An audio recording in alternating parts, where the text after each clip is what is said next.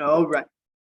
So let's see if this worked because screen kept going black last time we tried, but it should be okay this time. Soon I try to do something.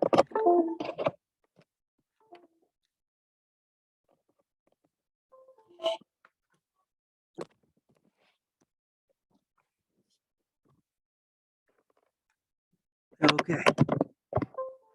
Let's try this. Let's try this port.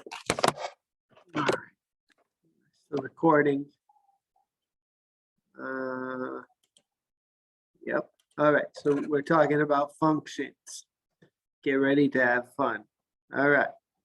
So a function goes from an input, follows a specified rule, and that rule could be linear, exponential, quadratic, absolute value, piecewise, logarithmic, hyperbolic, lots of different rules.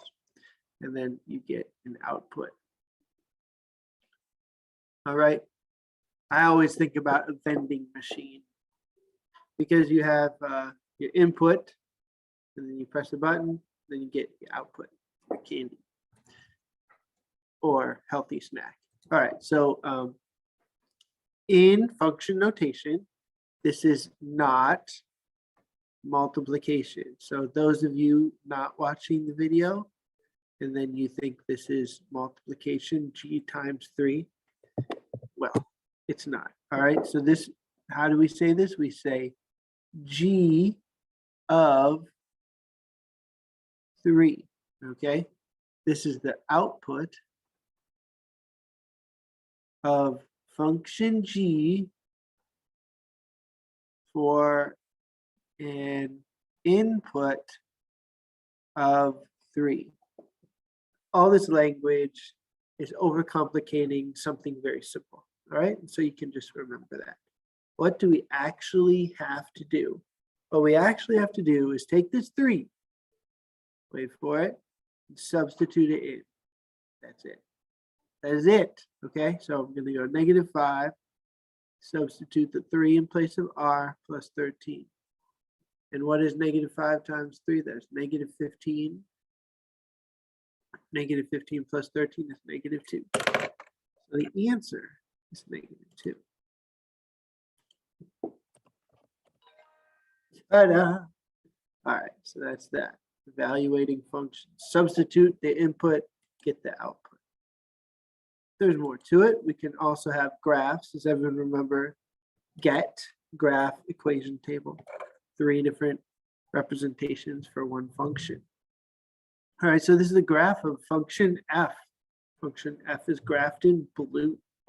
We can graph multiple functions on one coordinate plane.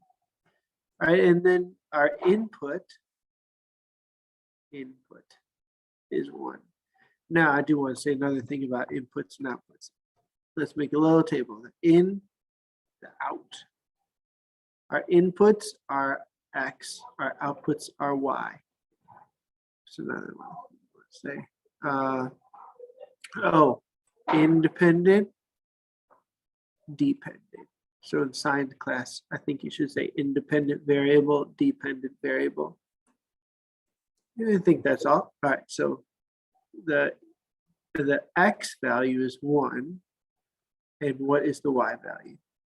That's the question. So where is x1 on this graph? X is 1 right here.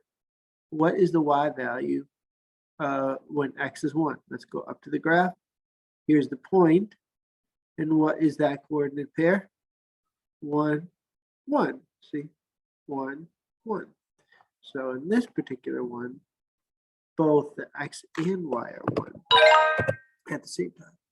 Now let's do another one. Now this is called a discrete graph. Discrete is like these little dots, you know, and then the opposite would be continuous. And that is no breaks. All right, so discrete, continuous. So on this discrete function, when the input is -5, There's -5. What is the output? Well, let's go find the function value there. And the input of -5 gives an output of -6. All right, so nothing too complicated once you understand what they're asking. Now this one, remember how I was like function f, it's in blue. Well, that's because I was thinking ahead for you to something like this. So now we have two functions. We have function f still in blue, and now function g in a dark shade of red, purple, maroon. All right. So what are we going to do? We're going to substitute in the values here. So when f has an input of 1, and 1 is right here, what is the value of f? It is right here, it is -5. So I'm going to substitute in -5 because that is the value of f of 1. It's 5 times g of 9. What is g of 9? Let's go to 9, which is right here. And g is the maroon function. And it's -6. So I'm going to substitute in -6. So 5 times -5 is -25. And 5 times -6 is -30. So when we add those together, you get -55. So let's see if that's right. Is that right? That's right. So that's how you do that one. That is a commonly missed one, but I hope that helps you. All right. Function inputs and outputs equation. So now we're just playing around here with function notation, saying the input is unknown when the output is -8. The x value is not known when the y value is -8. Okay, so what are we going to do? We're going to, also y is f of x and x is just x. This is another way to write function notation. Instead of xy, we write x and f of x. So our ordered pair, in the old days of October, we wrote x, y. But now we're going to write x, f of x. Pretty cool, huh?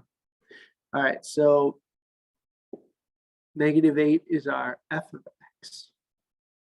And what is our x? Well, we can only find that by substituting -8 in for f of x. So -8 equals -7x minus 1. And then put our variables on the left and our numbers on the right. And combine like terms. And we'll be out of sight. X is 1. All right. Let's see, is x 1? Sure. Yes, all right. And the last one. Okay. Select all input values for which the output of h of x is 2. Okay, so the y value is 2 at what x values? In order to do this one, I'm going to draw a horizontal line at 2. And where does the function cross that horizontal line? Well, it could cross in multiple spots, but this one only crosses right here. Does everyone see that? Two lines intersect right there. And that happens at input value of 4 and only 4. All right. Well, have some fun with your functions, and we are definitely going to build on this. This is only the beginning of functions.